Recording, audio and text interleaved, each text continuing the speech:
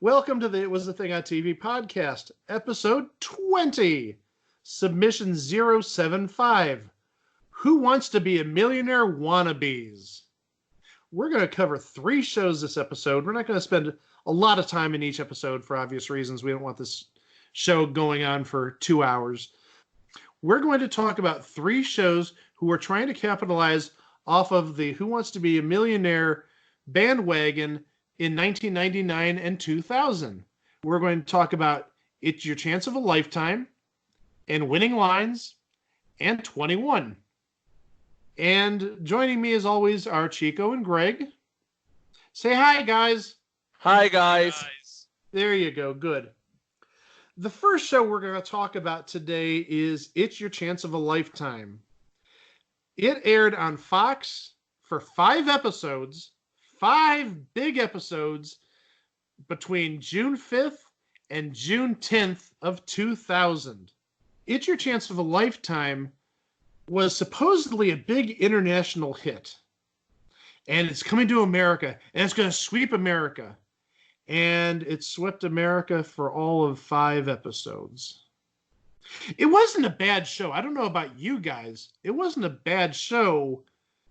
It's just like nobody watched it, I think. Yeah. So, yeah, just looking at the international status that they touted in the opening, Australia had a version which ran... I believe that was the original version. Yeah, and probably the most popular version. It ran from 1999 to 2000. And actually had the same top prize as the American version, just in Australian dollars. We'll get to that in a moment. And it ran in Germany. It actually ran for 4 years in Germany, 5 years in Hungary, 2 separate times in Indonesia, 2004 and 2008, 2 years in Italy, 2001 to 2002 in Lebanon, and actually there's a junior version in Lebanon in 2002, and it ran in Poland from 2000 to 2002. Versions aired in Norway, France, Israel, and other countries. So it is sort of an international hit, kind of, sort of-ish. It was international enough for government work, basically. It is international enough to promote. Hey, it's an international hit.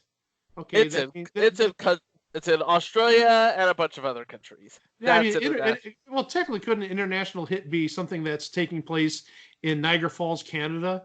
It's international. You know, nobody may know of it outside of Niagara Falls, but it's international and it's a hit. Yep. Just throwing that out there. So this was trying to capitalize on Millionaire, as we said at the start of the show. It's a coattail rider, a knockoff of sorts. As we said, it aired from June 5th to June 10th, and it was actually supposed to be a weekly series after that first week, but it got the axe. After week 1, it got the axe. The show was supposed to have aired Monday through Friday, the 5th through the 9th of June, but ABC decided to air a special episode of Millionaire opposite it on June 7th. And so Fox opted not to air an episode that day and delayed the remaining episodes 1 day each. Oh, I wonder if ABC's maneuver here actually sort of threw everything off. I love it. So really, It's Your Chance of a Lifetime was like the last of the first copycats or heirs to the throne, if you will, after Millionaire had a success in 1999. And the game really wasn't all that difficult. A single player played this game. There were a total of 10 questions. The first question was more or less like a qualifier question, where if you got it right, and it was a really simple question, you got a credit card bill taken care of. And to increase the drama or the effect, not only did the contestant have the credit card bill with them, there was a giant shredder on stage. So what would happen is if the person got the question right, Gordon Elliott, who was the host of the show, would take the credit card bill and stick it in the shredder, and you saw the shredded bill at the bottom because it was like a plexiglass or a glass bottom on the shredder. So after the initial credit card question, 9 more questions were played in the game. There were 10 categories given, And for each question, one category was chosen presumably at random. And for the first question in this stack of 9, it was worth $5,000 if right. If wrong, the game's over, but the person still leaves with their credit card bill paid. Then each subsequent question after that, the player could choose to play on if they were right previously and how much of that money they want to risk. And they had to risk at least half.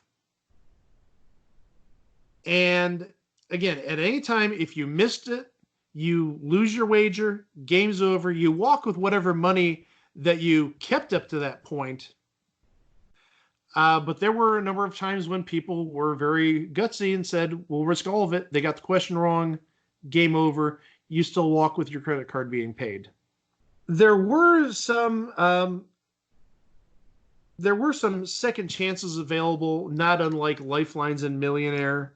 Yeah, every one of these shows had their own little lifeline, but they couldn't call it a lifeline for obvious reasons. So the lifelines on this show were called second chances, Mike. Oh no. Oh boy. Do you think that one of the second chances connected you directly to St. Peter and Kyle Martin? Hey Chico, did you see that one coming, Chico? I absolutely didn't. I am shocked. This is my shocked face. We see also future installment. Yeah, future installment, Second Chance, not the game show, the sitcom. Thank you, Greg. There were 2 lifelines that were known as second chances, and each could only be used once. One of them turned a short answer question into a multiple choice question. They were given 3 multiple choice answers. And the other one allowed the player to discard the current question and replace it with one from the player's favorite category of those in play for that game. If a person reached the final 3 questions, they were rewarded with a last chance, which allowed that person an extra use of either of the second chances, playing the favorite category or turning an open-ended question into a 3-choice multiple choice question. It wasn't, much of a game. I mean, there wasn't much to look back upon and say, oh, this is a great game. There were a couple of contestants, though, that, one went on to, let's say, not necessarily bigger fame and fortune, but went on to some other game shows. That person is named Mickey Mootsie, who may ring a bell. Mickey Mootsie was on Hollywood Showdown about a year later. But also Mickey Mootsie was a contestant on Card Sharks this past season. Yes, she was. And she did very well for herself on Card Sharks.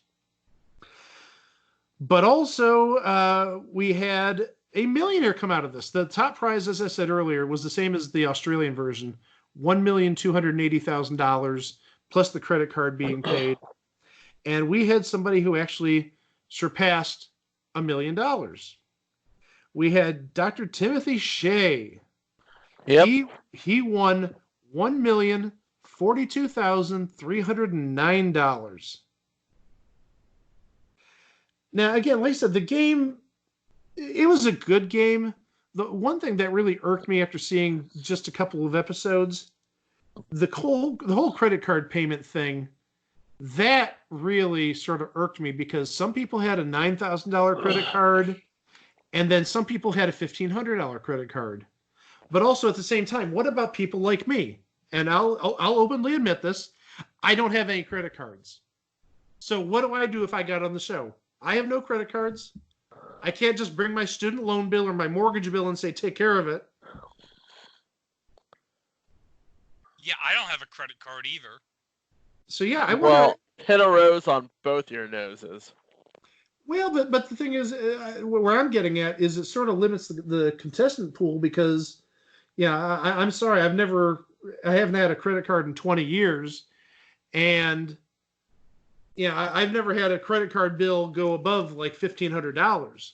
So, yeah, does that disqualify me from being on a show because I don't have a credit card bill? It seems stupid in that regard. But also, like I said, some credit card bills were over $9,000. There's one that I saw that was like $1,500. That's just like very bad inequity there. Yeah. I mean, I sort of get it. It's sort of the same thing they did with debt, where, okay, we had somebody on debt that has a $7,300 debt, and somebody's got a $6,500 debt, and somebody's got an $8,000 debt. Yeah, we know that debts are going to be different, but the thing is, they were all in the same general range, within about $1,000 of each other, maybe $1,500. Yeah, they would average the debts to like a certain. Well, for the game itself, yeah. For the game itself, for score purposes, yeah. But the thing is, at the end, when they played the final round, that was for your debt or for double your debt. So the thing is, yeah, it could have been played for, $15,000, $13,000, $18,000. I mean, but here, like I said, the credit card could be $9,500, or it could be $1,300. Not really equitable, to say the least. So that was It's Your Chance of a Lifetime. Not a lot to say about it. Wasn't really that great of a show. Sort of, I think there's a little bit of greed in there. You had Mark Thompson doing the announcing, and I think Mark Thompson announced everything on Fox back in 2000. Yeah, Mark Thompson was pretty much the go-to announcer for Fox in the early 2000s. And again, you look at this, and it was just so much. There was just so much Millionaire in this, and people just pretty much picked up on the fact that, hey, this is Who Wants to Be a Millionaire ripoff, and it's not even a good one. More or less, absolutely. If I wanted to watch Who Wants to Be a Millionaire, I'd watch Who Wants to Be a Millionaire. And gosh knows it aired often enough. Oh yeah, it was like, what was it, 3-4 nights a week back in 2000? Yeah. And that's what people were watching. They weren't watching that knockoff and the other two that we're going to talk about. There's the other two. Well, I shouldn't say the other two were good games. One game I liked. One game we'll get to in a little bit. And the game we're going to talk about now is Winning Lines. I'm going to admit it. I loved Winning Lines, even though it was deeply flawed. It had all the numbers on it. That's probably what it was. It wasn't just the numbers. The set was, it was sort of like, in a way, like 1 versus 100, except, It was exactly 1 versus 100, only with 49 people. Yeah, it is 49% of 1 versus 100. Absolutely. And Winning Lines was from the same production team as Who Wants to Be a Millionaire. And stop me if you heard this one, based on a British format. No, would never guess that. Well, the original British game show, I believe, was a lottery game show, if I'm not mistaken. It was a lottery game show. It was a lottery game show, yes. And it was produced by the same people who did that show. Well, them and also Stone Stanley, because, well, Stone Stanley. And this was hosted by the legendary Dick Clark. Yep. Yeah, this does not go...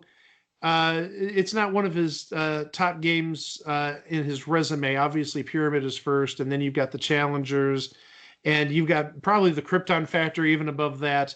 Winning Lines is sort of lost in the shuffle. But, I loved Winning Lines. Oh, it like I said, it had its flaws. We'll get into that in a little bit. But as Chico said, there were 49 players in the game, and each one had a number from 1 to 49 in front of their podium, which was essentially their ID through the second round of the game until they got to the end game. That number was important to them. We'll get to that in a little bit. So there were 6 questions that were asked, and the answers were all numerical, and whoever among the 49 players answered first moved on to the next round. And then with the 48 people that were left, they did it again, and 47 and 46 and 45 and 44, until they had 6 people for the second round. And the 43 people who were left over, they were just sent home. Bye-bye. Thanks for playing. So, I mean, just off the top, you had pretty much a 1 in 8 chance of moving on, just by pure luck. I mean, just basic statistics and probability says that. But then round 2, and this is where I have issues. You basically had to sort of protect your number. And what I mean by that is that 2-digit number that you're given between 0, 1, and 4, 9. Questions were read, and one of the answers was a number of the people that were left in play. So if we had, let's say, 1, 2, 3, 4, 5, and 49, you knew the answer to the question was either going to be 1, 2, 3, 4, 5, or 49. And what would happen is the question would be read, and if the person who buzzed in had the number that corresponded to the right answer, they would essentially save their space. If anybody else answered and answered with that person's number, the person with that number would be eliminated. So if the answer was 49 and the person with number 2 buzzed in said 49, the person that had number 49 would be eliminated. And you did this until there was one person left. And if nobody buzzed in on a question, Dick Clark then gave the correct answer, and the contestant with that number was eliminated. The one person who remained won $2,500, and the other 5 people each received $1,000. I mean, this is kind of cutthroat, but here's one of the big flaws.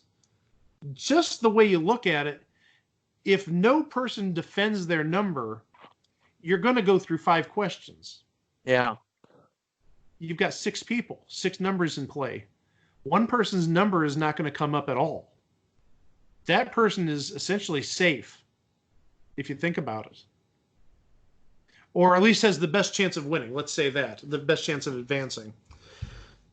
So, yeah, I mean, if the answers are 1, 2, 3, 4, 5, and 49, okay, maybe question 1, the answer is 1. Question 2, the answer is 2. Question 3, the answer is 3. Question 4, the answer is 4. Question 5, the answer is 5. That person who has 49, if you think about it, the only way they could lose is if they buzz in and give a wrong answer. True? True. Yes. True. That's a flaw. That's a big flaw. Now, I'm just bringing it down to its core. That is a horrible flaw. If you have the one number that just by chance doesn't get called in a series of 5 questions, you have a huge advantage. Basically. Yeah, the numbers say so. But then, and this is maybe the best bonus round of the last 20 plus years. When you think of winning lines, this is what everyone will think of in their first thought in their head was, oh my God, that bonus game was amazing. The bonus game, like, overshadows everything else. The Wonder Wall. Yep. OMG. I'm sorry. I'm going to say that. OMG. I don't care if I sound like a teenager. It was amazing. And to think this came from Stone Stanley, the people who brought you Running Through the Funhouse and Running Through the Hidden Temple. So, how is the Wonder Wall played, you're probably wondering? I'm wondering just that. Well, you have a triple screen of 49 correct answers, and you have 15 seconds to study them. And then you're drilled questions for 3 minutes, I believe. If you answer 20 of them correctly, giving the number and the answer, you win $1 million. So simple. Yeah. But here's the thing. You are given 3 strikes. If you get the question wrong, that's a strike. You get 3 strikes, you're done. And you lose everything. You get 2. I believe you get 2 pit stops where you're allowed to stay the board for another 15 seconds. Right. And we also should add that each of the answers on the board was numbered. So you had a number for each answer, 1 Poughkeepsie, 2 St. Louis, 3 Pope John Paul II, et cetera, et cetera, et cetera. And you actually did have to answer in that way. You had to say 3, Pope John Paul II. And the money went up with the number of correct answers.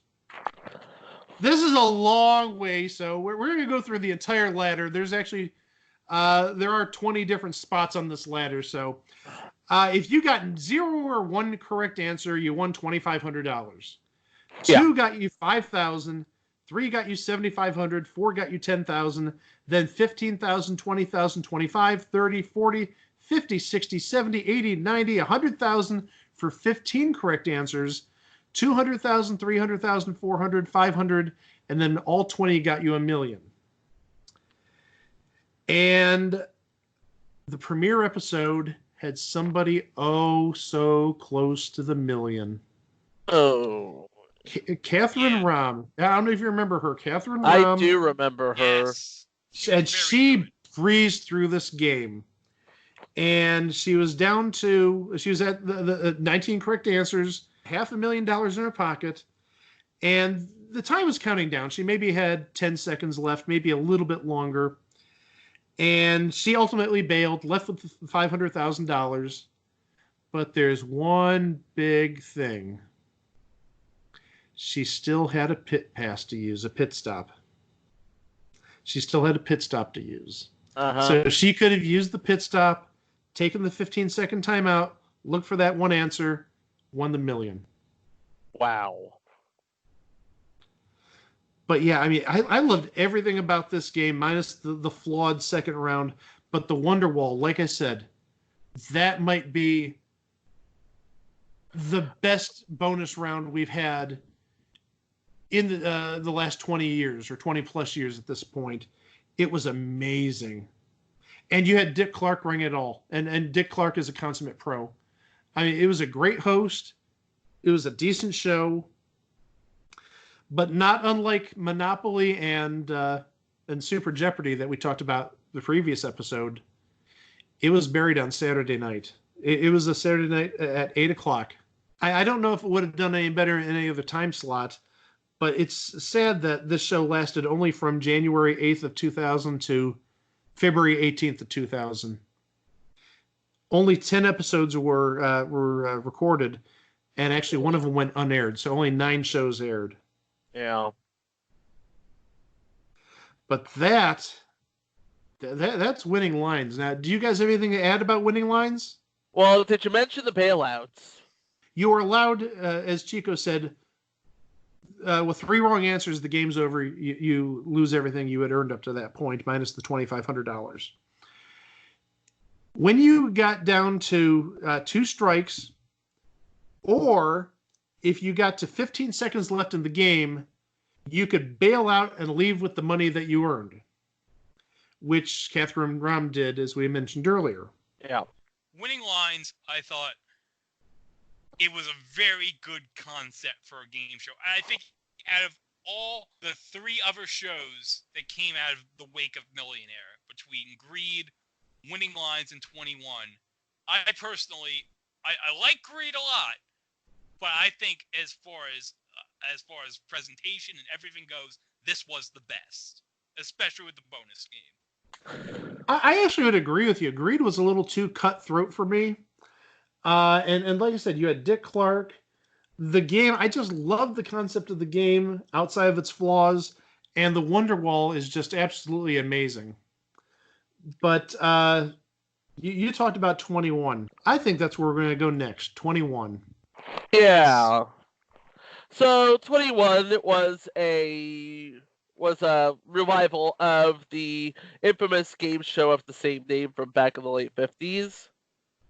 Yes, and if you recall, there was an attempt by Barry Enright in the 1980s to try to revive 21. And that was bad. Yes, it was. That was with Jim Lang wearing no glasses. And with what would turn out to be the numbered jumbler from Break the Bank in 1985. Ugh. That's one way of saying it. Ugh. Well, 21, as you may remember, if you've seen the movie Quiz Show, it was maybe the most popular rigged show back in the 50s. It was the one where Charles Van Doren was on for ages, and Herb Stempel was given the answers, and he didn't want to throw his game. And we all know the story if you've seen Quiz Show. When 21 first aired back in the 50s, there was no rigging going on, if you remember Quiz Show and the whole scandal regarding quiz shows. 21 was dry, boring, bland. So how did they decide to make it more interesting? Let's rig the shows. Yeah, if you've seen the American Experience from PBS on the quiz show channel, they show clips from like one of the early episodes of 21, and everyone's getting wrong answers left and right. It's boring as all get out. So how do they make the show more exciting? Let's rig it. And, that seemed really good until you had Herb Stempel, who was playing the game straight, and, they gave me these answers, and, I knew the right answer to this, but they wanted me to throw the game because Charles Van Doren was a national hero, and he had won, well over $100,000 at the time, and he was a minor celebrity in his own right at the time. He was on the Today Show. He was on the Today Show, absolutely. That's what I was just going to say. So, I can't take down this pretty boy who went to, I believe, Harvard, one of the Ivy League schools. I believe he was a doctorate in some sort. So, yeah, you've got the hero in Charles Van Doren, who's being fed everything, and then you've got Herb Stempel, who's like the antithesis. The guy who's really, he did not look good, sort of geeky in a way, and he was playing the game straight. And then this is when all of the congressional hearings came about for the game show rigging. And when Millionaire had its success, what was NBC's first thought as to how to combat it? Hey, let's revive 21. The boring as heck show when it wasn't rigged from 45 years ago at that point, almost 45 years ago. And let's, throw tons of money at it. And the problem is the game was not just boring, but pretty easy. I mean, everything was multiple choice or true false. And I don't know, you just couldn't fall in love with the contestants. I shouldn't say fall in love, but it was hard to root for somebody, maybe in the way that, you had Charles Van Doren back in the day. Yeah.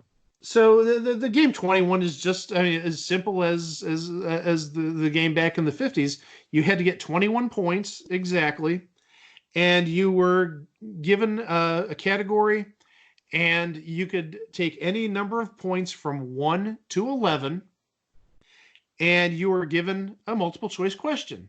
And the more points, obviously, the harder the difficulty. If the question was worth 6 or less points, you were given a multiple choice question with 3 possible answers. If it was worth 7 through 10 points, you had 4 choices to pick from. And then for 10-point questions, none of the above was an option. And then questions worth 11 points had 2 correct answers out of 5, and you had to get both answers correct. Incorrect answers didn't take points away from the contestant's score like they did back in the 50s. And just like in the 50s, after 2 rounds, one person could declare to end the game if they thought they were in the lead. And if nobody wanted to take that chance, they continued playing on.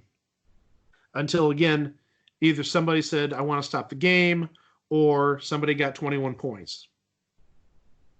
There were also strikes. If you got an incorrect response, you got a strike, and just like everything in life, 3 strikes and you're out. Yeah. But there was another twist. But there was another twist, yes. I was just going to add, for 11-point questions, you still got a strike for an incorrect response. You didn't get 2 strikes, but you still got one even if you got one of the correct answers and the other one was incorrect. But yeah, there was a twist, Brother Chico. Yes, you see, at any point, you could call on a second chance. And it wasn't 2 shots for the correct answer. No. They brought in a loved one, and you guys talked it out to see if you could suss out the answer. And if you get it right, you win the points. If not, you get 2 strikes. Yeah, double the help, but also double the risk. Yep. So that adds some more suspense to the show. And then also, you can only use that once per game. Right. Yeah. Obviously. You know what I wish? You know what I would say? I'm gonna call on my second chance. I'm gonna call on St. Peter to help me. Oh my gosh. That's right. I'm gonna keep making more references to the second chance. Damn it. If you had a second chance. No. That's another episode later this year. So, this game, I don't even know if they know what they're doing, because the price structure changed very shortly into the game. Originally, the first game was worth $100,000. The second game was worth $200,000. The third was worth $300,000. The fourth was worth $400,000. So that would be $1 million. And then if that person won a fifth game, it would go back to $100,000, and it would just repeat. But then, maybe in a cost-cutting move,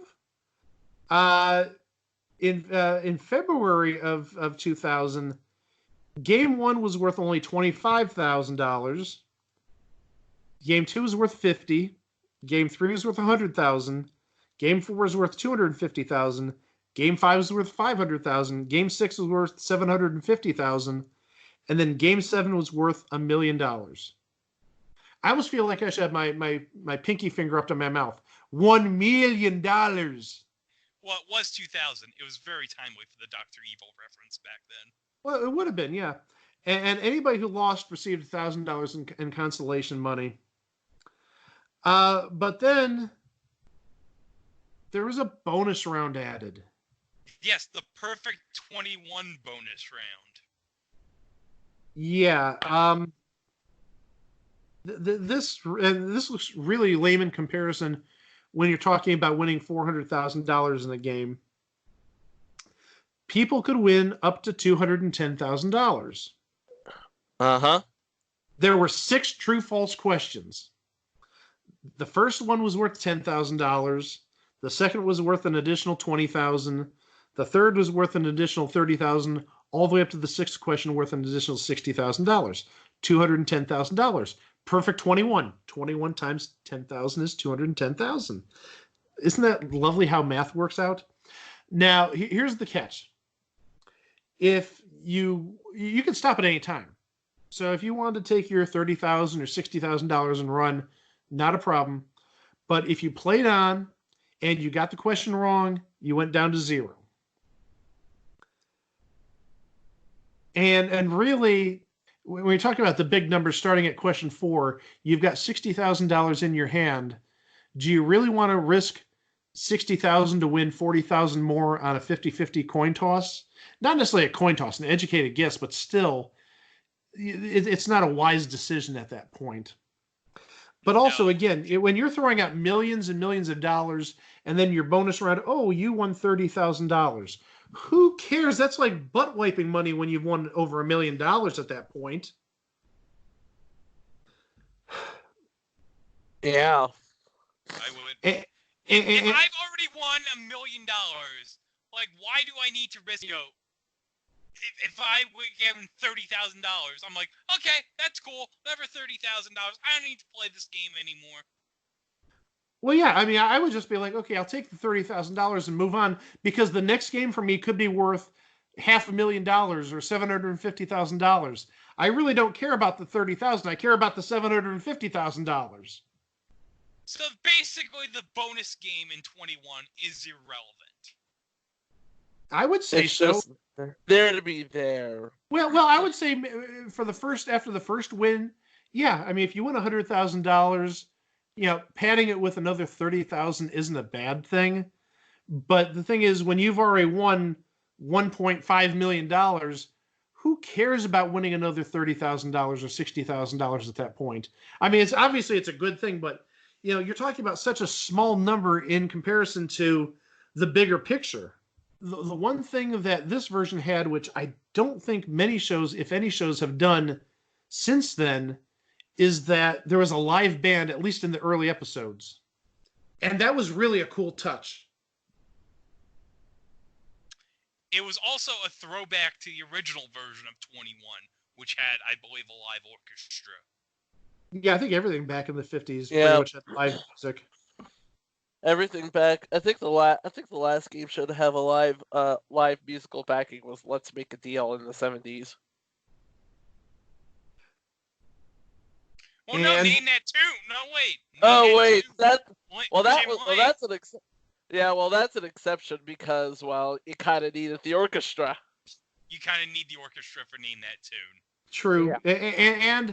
And how dare we forget future installment, Face the Music. Well, you kind of needed the orchestra for Face the Music as well. Yeah.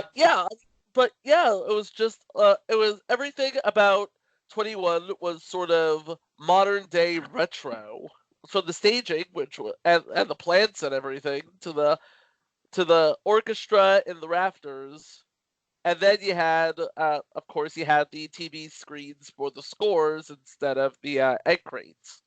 And you had the isolation booth. So I mean, it was a flashback to the 50s. And there were some big winners. Raheem Oberholzer was the biggest winner under the first payoff structure. He won $1,120,000, winning 4 games. And then a name that both me and Chico know pretty well, Dave Legler, won under the second payoff structure. He won 6 games and $1,765,000. And even now, 20 years later, he's still the 8th highest winner from an American TV game show. But there's more, gentlemen. Oh, yes. We haven't even mentioned who hosted the show. Oh, boy. Oh, do we want to mention who hosted the show? Yeah, well, yes, we have we to. Should. Yes, we do. We have to. All right. Here, I'll give you one hint, and we're going to play a clip. Get ready. When it comes to 1-year-old Khalees, Jose, you are not. That's right, folks. Maury frickin' Povich was the host of 21. Not that he necessarily did a bad job. He didn't do a great job. He was sort of robotic. Yeah, he always said, "Hey, you know what? I am not a game show host. I am a journalist." Maury Povich played this show as the anti-game show host. He was very decent, I have to say. He was very decent. He did his job well. He was a conduit. He knew what to do, and he did it, and that is to be applauded. He was acceptable, yes. But, gentlemen, there's even more to the story. What? Oh, what? No, this isn't an O. I tried out for 21 back in 1999. Oh, did you? I did. There were tryouts being done in Chicago, and this was, I believe, either Thanksgiving weekend or the weekend after Thanksgiving of 1999. And I drove to Chicago. It was about a 5.5, 6 hour drive. And they did a huge audition in one of the downtown hotels. And there had to have been hundreds, if not maybe over 1,000 people there.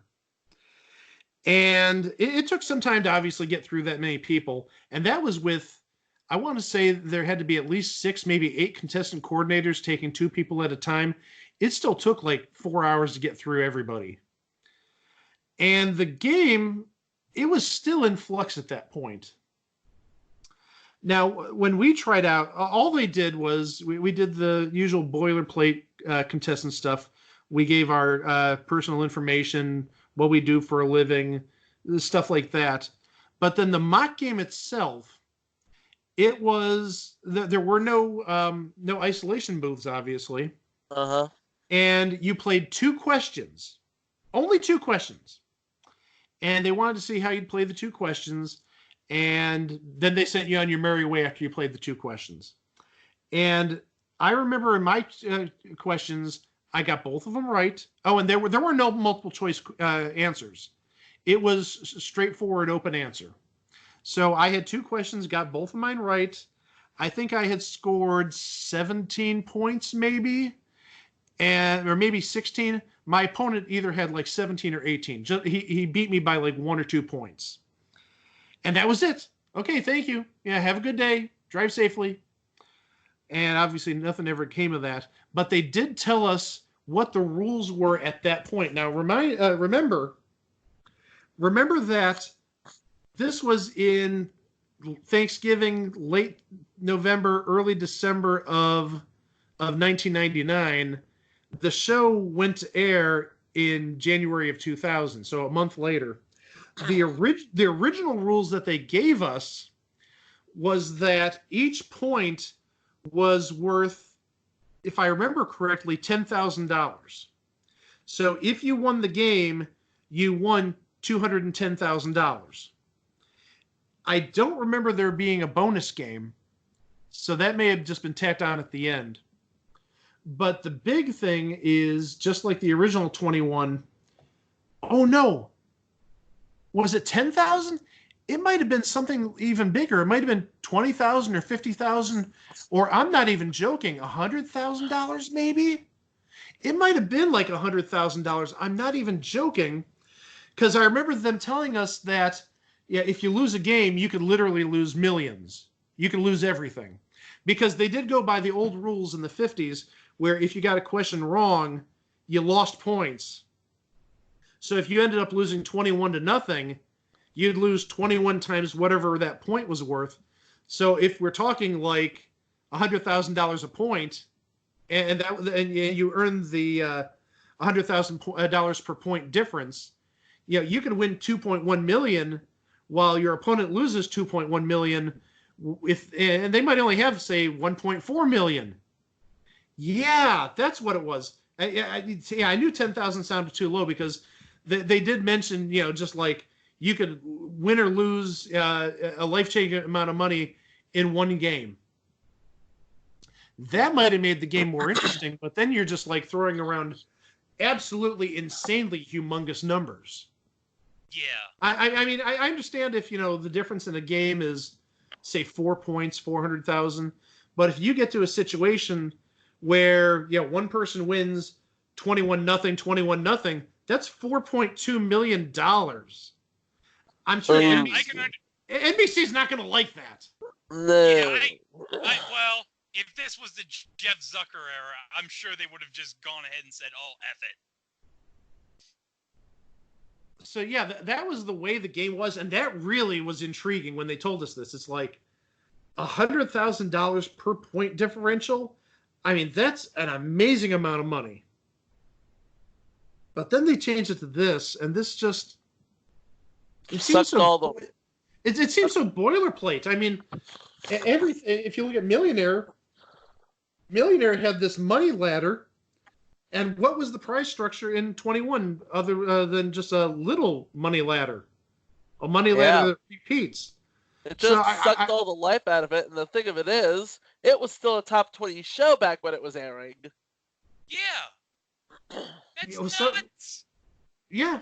I mean, Greed had good ratings too. And I mean, even for, I want to say 10 to 15 years after it, no show in that Friday 9 o'clock time slot ever did as well as Greed did. I don't think until Fringe was a hit on Friday nights, they had a show that was as big as Greed. Right. So, yeah, I mean, this could have been like amazingly huge money amounts flying everywhere. Hundreds of thousands or even millions of dollars changing hands in the course of one game, which I think would be a real draw. But then they went this other route, and it's like, Fred Silverman, you screwed up again. Yeah. Yeah. Hey, why not? Fred Silverman screwed up in the 60s and the 70s and the 80s. He screwed up in the 2000s as well. What decade didn't Fred Silverman screw up in? 2010s. He probably found a way to screw up something last decade. Well, he couldn't have screwed up anything in the 2020s. We're only 4 days into it. Yay, Fred Silverman, you haven't screwed up anything in the 2020s yet. Don't worry, Fred Silverman. I'm sure Jeff Zucker is going to take your title as the biggest screw-up on television in each decade soon enough. And yet, Jeff Zucker still has a job.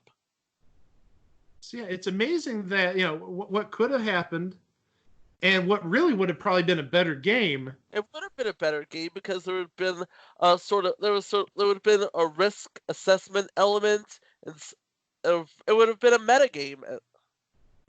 I don't know why they changed format aside from, hey, let's throw money at the problem and see if we can knock this Millionaire gauntlet out. And again, the change was done weeks before the first taping. Weeks. I mean, if you look at it, the 2000 version premiered January 9th of 2000.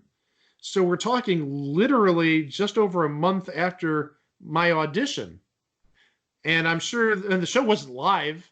It may have been delayed by a day or two, but it wasn't like it recorded like the day after the Chicago auditions were done.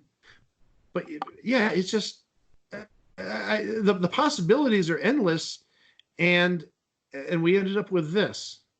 Shrug the shoulders. That's just my reaction. I mean, it could have been really, really well done. Maybe boring again. Well, I understand the boring part. I mean, if we're using the same rules as the 50s before it was rigged, yeah, that would be boring. But also at the same time, you've got hundreds of thousands of dollars, at risk every time you play the game, or millions of dollars at risk potentially. They're using that as it's like this is basically the $1 million thing was basically what the jiggle factor was in the 70s. It's like, let's throw money at the problem and see if we can solve it. But here's the thing. More money does not equal good gameplay. More money is not a substitute for good gameplay. Jiggle is not a suitable substitute for plot development. Well, and also remember that at that time in 2000, every network was trying to outdo the other one by having the next big winner. So you had Millionaire. Millionaire gave its first million away to John Carpenter. Then, the other network, they had to give more away. We talked about Raheem Oberholzer. He won 1.1 million, 1.12 million. We had Dave Legler win 1.765 million. And then the stakes grew and grew and grew. And then what happened with Millionaire? You had Kevin Olmsted winning 2.1 million. And you had Ed Toutant winning $1.7 million. It was always a constant competition to outdo the other networks and claim they had the biggest money winner of all time. Yeah. And I mean, it even continued with NBC until Million Second Quiz.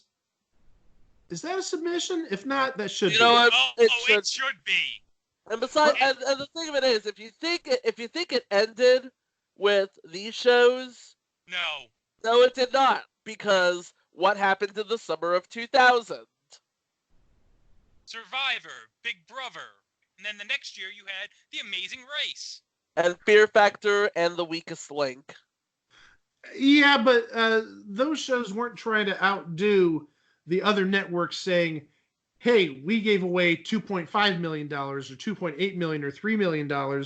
They just had $1 million as the main prize for Amazing Race and Survivor and $500,000 for Big Brother. And I mean, even if you look at Weakest Link, I don't think anybody ever won more than about $150,000 on Weakest Link. Right. And Fear Factor was $50,000. So it wasn't necessarily trying to get a big money winner out of those. It was more or less like the expansion of the entire reality / quasi game show genre. And those games were not necessarily richer, but they were better done, better executed, had better developments. Like I said, Jiggle is not a substitute for plot development. And we remember those games more than we did the three that we mentioned on this episode. And really, you have a great point there when talking about Survivor, the whole plotting, the trying to survive on an island for 42 days. Amazing Race was learning so much about the different cultures and just the different areas. I mean, they went to some amazing parts of the world.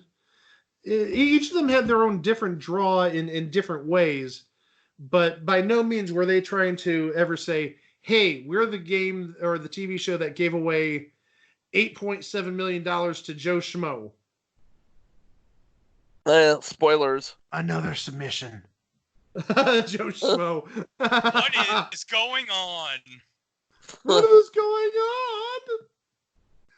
Well, that's our look at three of the sort of wannabes to the Millionaire throne from 2000.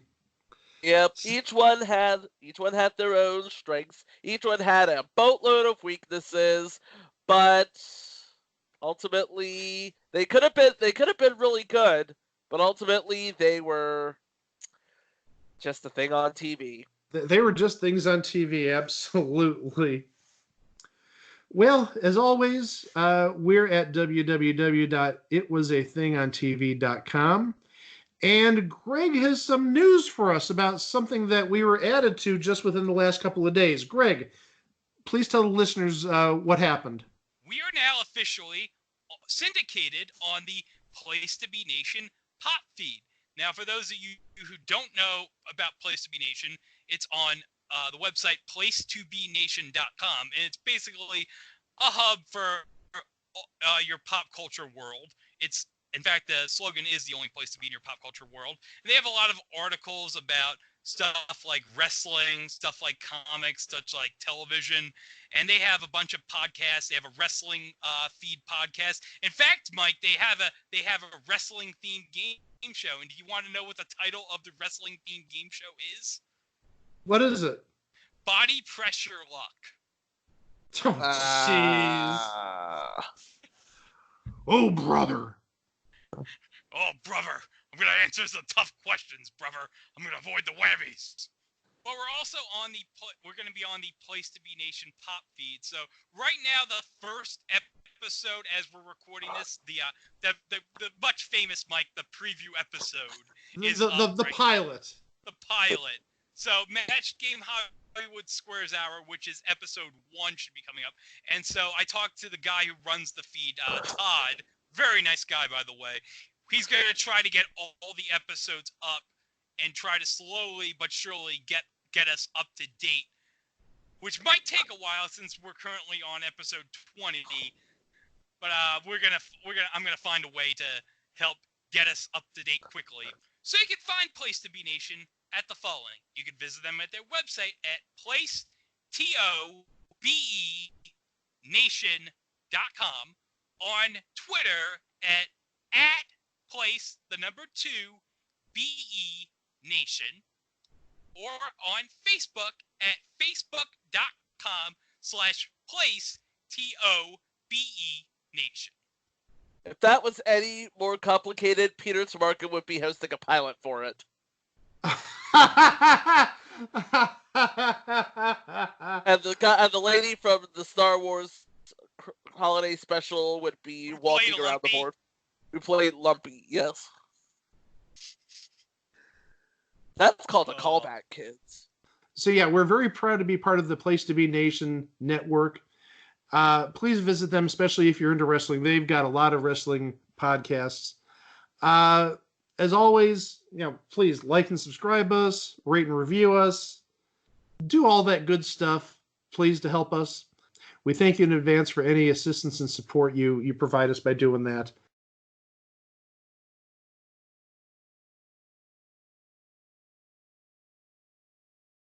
So next week, we sort of veer out into the unusual. Not doing game shows next week. Sorry to disappoint those of you who like the game show episodes. We're getting into something which is near and dear to Greg and Chico's hearts. It is. And also we're going to get to something that I think might be near and dear to my heart. So there's a little bit for each of the three of us. Oh, hold up. Oh, One yeah. segment that's near and dear to me and Chico's heart was going to have something for you in it, Mike. Because there's someone involved that's near and dear to your heart that's in it. Oh, really? Okay, that's news to me. Oh, yeah. We'll take a look at that next week then. So something for everybody next week. First is, well, I'm not going to tell you what it is first, but I will say the budget was heavily cut on this one. And when I mean heavily, heavily. Snicker. I'll give you a hint. It's somewhere around the range of $2. Give or take. Give or 2 cents. Yeah. Yes, we're talking about a $2.02 show.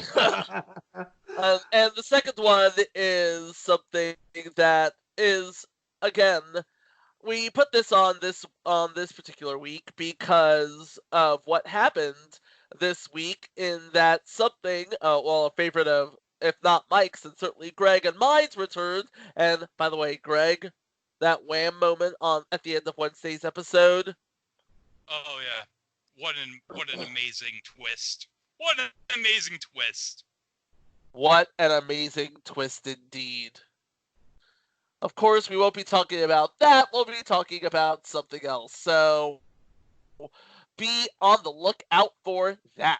Good stuff. You know, it's like Greg and Chico are like Furbies talking their own little language right now. I have no idea what they're talking about. How's that different from any other day? I don't understand what you guys are talking about now.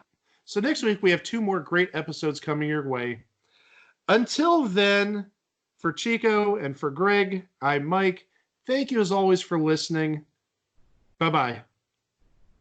And don't eat pears.